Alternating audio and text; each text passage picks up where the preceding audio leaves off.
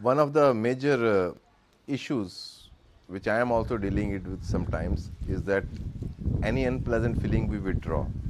Answer is because people think spirituality is all very, sweet and fine, feeling angels, golden light, and feeling divine.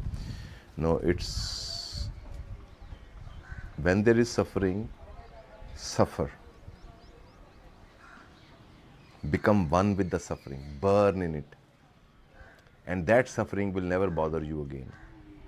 Because each suffering, each of the mental whatever traumas we have, they keep repeating. You never gave them your full attention. You never lived the whole part of that ego, which is still that boy inside you who always felt rejected. Be with it. Feel shitty. Feel down. Live the whole thing. Go really to the bottom pit. And then you see out of that you come out with a new freshness. What our karmas are, our unlived sufferings are our karmas. You live a happiness, when it comes to the suffering, you withdraw. You go to a guru, do the meditation. But you don't go to a guru when you just found a girlfriend. You go to guru when she leaves you. That's unfair on guru. Come on, man. You should have brought her here when you were both happy that Guruji, we are going to get fucked up. So please, this is the scene. And same is with life. Like Kabir says that दुख में सिमरन सब करें सुख में करे ना कोई जो सुख में सिमरन करे दुख काहे को होए. That everybody remembers the divine in suffering. Nobody remembers in happiness. If you remember in happiness, there will be no suffering. Because in remembering the divine in happiness, you don't get attached to it. So any experience which is hounding you and haunting you is that something which is demanding your attention. If you are into any spiritual process, one thing, the basic rule, don't avoid anything. Welcome sufferings. You say, come, have a tea with me, let's talk. Don't push them out of the door when they ring the bell. Welcome them. Suddenly you will realize you're becoming very courageous. We are mostly scared because we want to avoid any untowardly event, unpleasant events. But when you start to become, your treasure of wisdom is into your suffering events. And you stop being afraid. Okay, insecurity is there, sit down in the room and feel insecurity. Don't start to scroll, and interestingly, YouTube will tell you how to manage your insecurity. Jung has said that, and you think you're dealing with it. No, tasting it. You see, the spirituality is what Taoism called tongue-tip taste of Tao. It's not a philosophy. You have not even experienced your body totally. Its senses, its touch, wind, sound. And then you will notice suffering comes in that space, it's a vibration vibrating into you. You experience that vibration. Your presence in that vibration, you liberate that vibration into the trap it is trapped. It's your energy only which is trapped into a mental formation. Your presence with that Shakti of thought and feeling, your presence, that energy starts to expand. And it needs your presence. Your, as I said in the past, watching is love.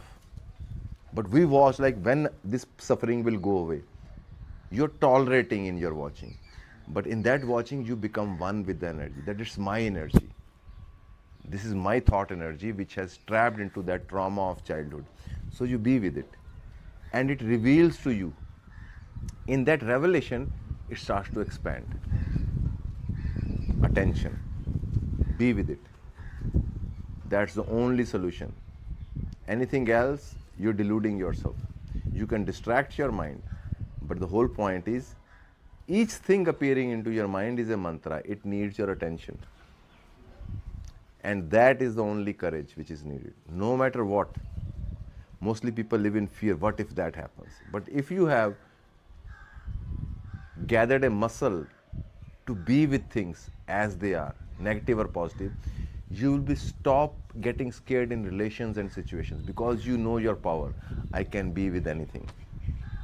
And that, you see, we depend on the outer circumstances. I don't know if I will get another wife or another friend or another girlfriend or another job or not.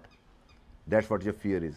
But you don't realize your being with things gathers your energy, and that attracts the love or the opportunities. But we think if I lost this, then I will not have anything ever. And you want to grab. No, let it go. You're empty now, be empty. In that, you gather more energy. Nobody can interfere with that. So it's important, very, very important. Even pain sensation, there's a technique. Shiva says that if you're having, for example, headache, focus on the pain. Your whole mechanism is you want to avoid it. How to get some aspirin, Disprin and stop this pain, or you want to avoid it. All suffering is avoidance. But you start to feel the pain. This pulse comes, dug, dug, dug, and you're freaking out inside. Watch your psychology, how it wants to run away from it. Just keep focusing on the pain. And now the magical thing, a point will come, that very pain will become one pinpoint burning nerve somewhere in the muscle or in the head. And if you still keep on insisting and keep on staring at it, and Shiva says it explodes into bliss. So that is the point here. In yoga, the whole practice of yoga asana, where your body is, the practice, original practice is, you stretch an asana where you're feeling unpleasant and little pain is starting, stop there and be with that pain. This way you're dissolving your karmas. What are your karmas? You were supposed to go through certain sufferings and you avoid it. Now they're waiting. Those are your creativities left halfway.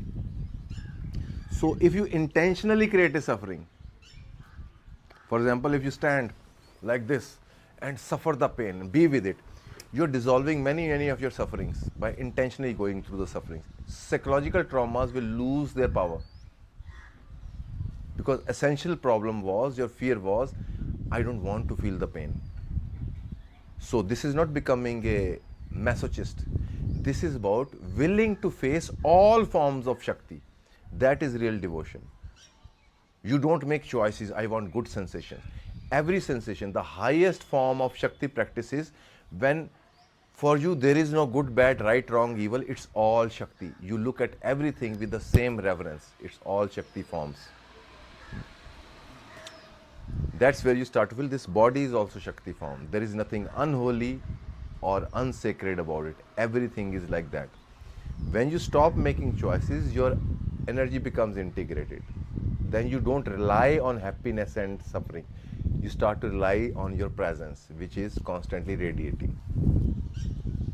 It's very important to understand, because this is the one thing you will always avoid. It's so inbuilt mechanism, any unpleasant feeling, you want to solve it. Let's see what Satya Ji said, what Krishnamurti said, how to deal with this. Why don't you just sit down? It's my life, my moment, I am feeling this. I need to be here with it. That's where you become a reliable, loyal person. You understand? In people, why they are frivolous, don't maintain good connections for long, because they're not loyal to themselves even. Whenever relationship is going bad, people start to think, oh, I want to get out of it. For example, you're feeling boredom. Sit down in boredom, feel, what is this boredom? Feel it. Magic is waiting. If you look at it, all your actions are avoiding the boredom, avoiding the unpleasant feeling. But when you say, okay, I'm willing to be with it no matter what happens, that very commitment consolidates your being. That very commitment gives a signal to life that you are really the real human being. Then it starts to work with you. Because life works in cycles, in rhythms of up and down. But if you are against up or down, life can't really help you. So now life knows that when you will go up, you will come down easily without suffering. You engage into a project, a point comes when you want to rest and go back and forget about it. But if you resist it, you will see, oh shit, I'm losing. You're not losing. Energy is resting. After resting, you will have new ideas to apply into the same relation. Relations can stay healthy if people keep on taking breaks and becoming absolutely alone. But in today's smartphone time, even absolutely alone is like constant cloud. Where are you? What are you doing? What's happening? Every 5 minutes there are messages. So people keep stealing your time with yourself. Facing means living things. It's all your. That's what intimacy with life is. Any experience which happens to me, I'll be with it. There are ways which warriors used that how to discipline your mind also. You tell your mind that you are not needed here right now. I've decided to be with it, so you shut up. If you say enough shut ups to your mind, here I'm not talking the same thing about mindfuck. Mind wants to interfere into everything. For example, you decided to sit with your boredom. Mind will say, okay, some interesting program is coming, let's watch that. There you have to develop a will. No, I want to be with this. You are showing a commitment to your life's energy, not to some mindfuck. Like I was reading about a famous swordsman Musashi, that he said that even if you miss morning practice, you have to teach a lesson to your ego mind. Then you do 15 times extra hours for next 15 days. So your mind will know, okay, we cannot fuck around with this guy. Because if he misses the one time, he will do 20 times more work. So better follow. So he was getting attracted to the, after practices, he would start to fantasize, I will go into my hut and have wine. So he said, this is becoming a distraction and leakage. So he went inside, broke all the bottles and threw away all the crockery. Na rahega baans, na bajegi bansuri. But now he created a challenge for his mind. Even if you fantasize, now you have to walk 20 kilometers to the village, talk to all kind of idiots, then come back, then drink, So these kind of little punishments to yourself, which your mind is, you see, sometimes I've seen people, even with myself, you compromise very important things for small luxuries, Let me continue for 10 more minutes to sleep. And before you know, it's 8 o'clock, and you've lost the whole energy. And sometimes for small things, you say, no, I want to sit still. I will not lie down. I will do this. Slowly, then mind starts to cooperate. Now he knows that master is back. Because there is no master, so many little servants in the leg, in the Muladhara, in the solar plexus, they keep, how about we do this? Gurdjieff used to give this example that imagine a house with 24 rooms and there's a big chaos. No master is home. Every servant on each room, they are gathered in the hall and making a noise. But then they hear somebody coming, the master is coming. Everybody rushes to their room and it becomes quiet. That's what meditation means. Once your presence is there, everybody slowly becomes quiet. Because no commander is here. You have to understand this. Even in relations, I'm telling you an understanding of a psychology. In relations, in marriages, in friendships, you cannot be always, okay, you can do whatever you want to do. No, people sometimes need a command.